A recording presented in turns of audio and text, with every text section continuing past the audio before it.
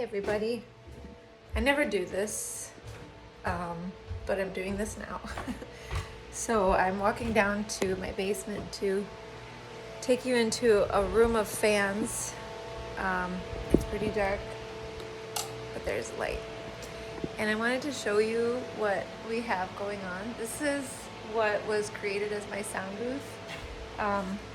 And this wall around it was all sound panels before, which meant that when you walk into the space, the sound would basically die. And when you walk into the sound booth, which is all covered right now, covered by panels, and then I had a ceiling on it too before painting, the sound was dead. And it was really an interesting experience. And when I would sit in there for long periods of time, I would actually be exhausted. And I think it's because sound wasn't vibrating around me, and it was kind of weird. So anyways, this is the progress on the basement.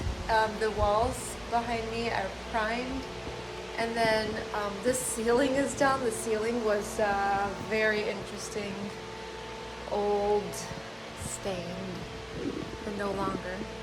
These are my books. And then other items, but everything else is put away in this other room that my kids and their friends, mainly Amado and his friends, had kind of remodeled. And they did the floor themselves because they're theater kids, and theater kids are amazing. Speaking as a theater kid, but I never built sets, so I actually don't know. I don't have the skills that they do.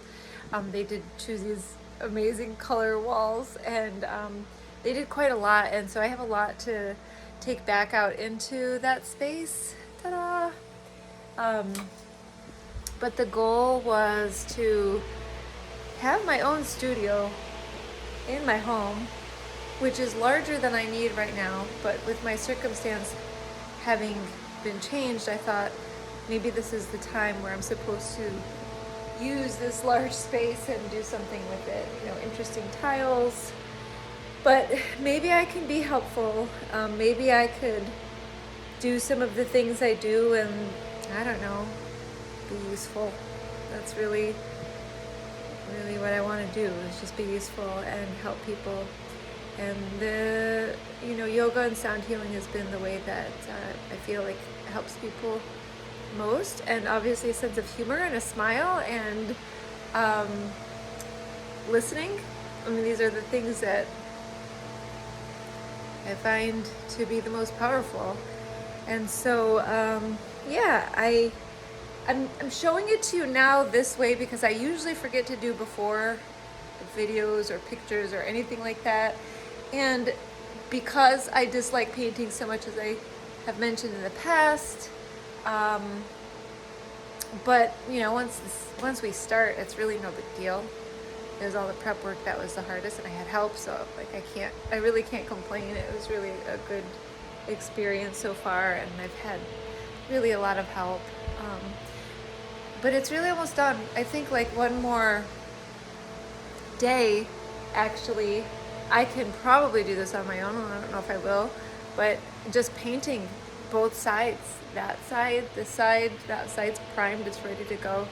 And it's just a nice little neutral color that I'm putting up, and it's pleasant. And then I hope that I can find treasures to put around here and make it feel like sanctuary, because that is the most important thing to me when I think about home.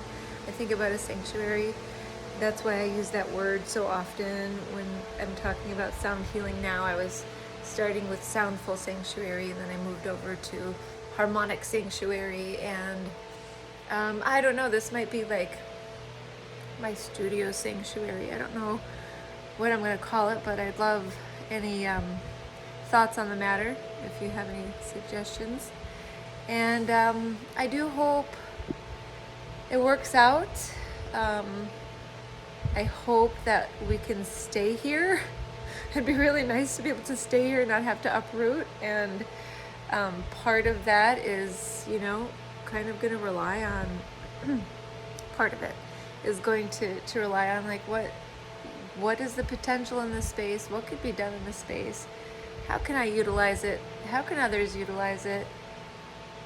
Can it be a beautiful meeting place, a beautiful place for meditation and for solace and for discussion and rest and relaxation, prayer, whatever kind of a space it could be. I hope that it opens its potential